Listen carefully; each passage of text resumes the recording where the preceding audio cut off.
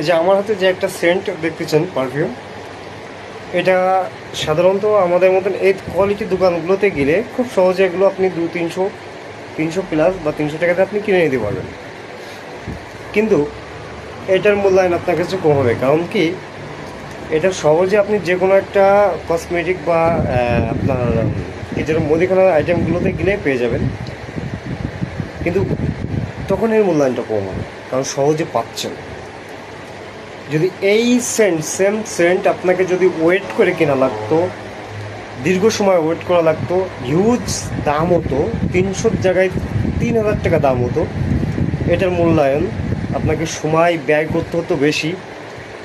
300 জায়গায় 3000 টাকা মূল্য পরিশোধ করে কেনা লাগতো, ওয়েট করা লাগতো, অ্যাডভান্স করে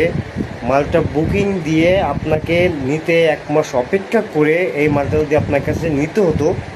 এর সেন্টটা দীর্ঘস্থায়িত্ব হতো, এটার মূল্য অনেক ভালো হতো, প্লাস এই জিনিসটা অনেক ভালো হতো। কারণ কি অপেক্ষা এবং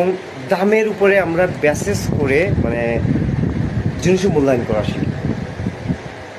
সহজে যদি কোনো কিছু আপনি পেয়ে যান, তার মূল্যায়নটা আপনারা করতে জানেন না।